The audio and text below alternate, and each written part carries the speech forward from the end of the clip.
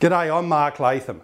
Like most people, I hate racism. I believe in a society based on merit. We judge people according to their character and their work ethic, not the colour of their skin. But there's one other thing I hate, and that's outfits, left-wing outfits that get around trying to label Australia without any evidence as being a racist or sexist or Islamophobic nation. Now there's something out there that we've got to rebut. There's an outfit called Islamophobia Register Australia that have been putting a terrible slur without evidence, without compelling evidence on our country.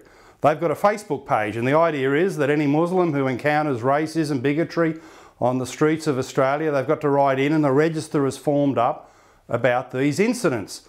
Now, one of the founders of the register is Nelly. Here's her depiction of Australia. Anti-Muslim or Islamophobic sentiments have been percolating virtually unchecked in this country for a number of years. And our concerns regarding this has pretty much fallen on deaf ears.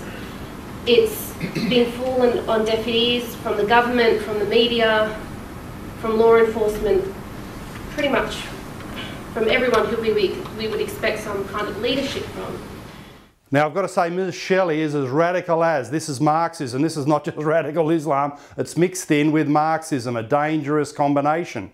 Here's what she's got to say about her role in society and supposedly being used by the system for the purposes of war. My very own flesh and blood as a woman that is exploited to sell everything from condoms to cars to coffee to coke. It's been sexualised as the exotic other woman with large eyes waiting behind a niqab, waiting for my imperial master. My very own flesh and blood, my body, it's now a battleground, and I'm very fearful that it's now being sold for war.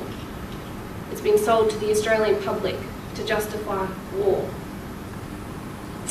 Even inside my womb, where my ovaries rest, they're viewed as grenades, capable of being a jihad baby maker, thanks to the Daily Telegraph.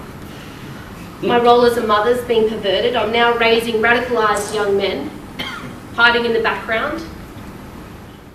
Well, I've got to say, Lydia, you've got tickets on yourself. You're having yourself on. No one would see you as a sexualised person. No one's looking at you in a sexual kind of way.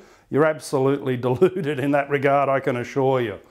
But beyond that, why is she forming up the register? Well, she's even slurring the police forces, saying they're part of the capitalist construct, part of the system that's repressing Islamic people.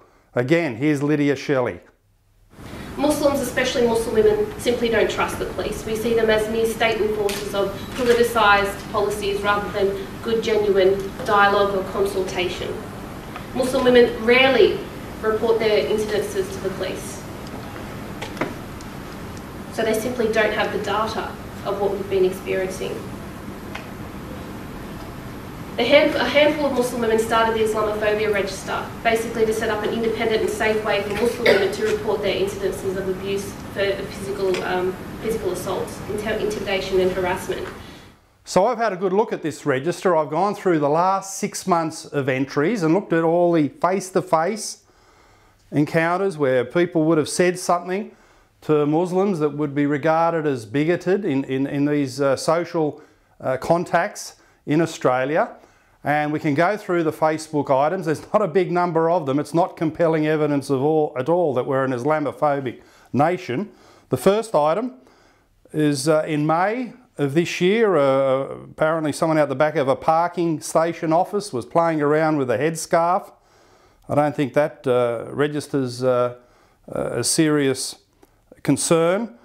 The second item is an Uber driver in May talking generally about his concerns that the Quran is a manual on how to be violent. And then another one at a big W shop cashier complaining about halal chocolate and the Lindt Cafe siege. Well, a lot of people complain about the Lindt Cafe siege. It doesn't mean that it's a form of Islamophobia in Australia. In fact, going through the 6 months of entries, I found just 4 that would raise a serious concern, things that were said. One in June, a road rage incident, something completely unacceptable that was said to a Muslim woman. In July, someone buying milk at a 7-Eleven store was told to go back home and that she was a terrorist. Again, any imbecile saying these things, completely wrong. No one can condone this in any shape or form. In August, abuse on the Gold Coast beach. a lady in a hijab being told to get out of the country, and the fourth one in July that's entered on the register in Victoria at a shopping centre car park, some abuse of a woman wearing a hijab. Now, 4 incidents themselves obviously shouldn't have happened. Any form of racism is undesirable in a society, but 4 incidents in 6 months adds up to an annual rate of 8 per year. Now, Australia is a nation of 24 million people. So what we're talking about here on the annual rate is an incident for every 3 million Australians.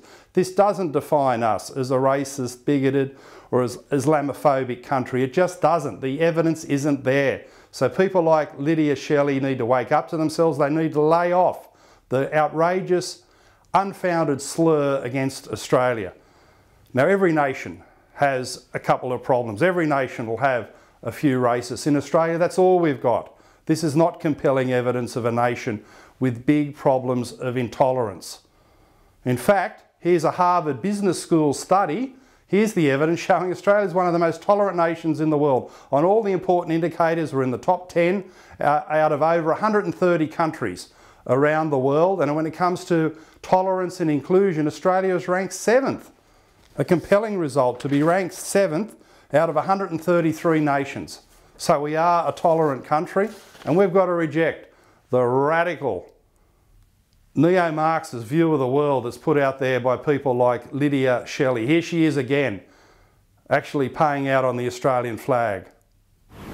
Not all those who pose a threat to the freedoms or the safety of Australians stand behind a black flag,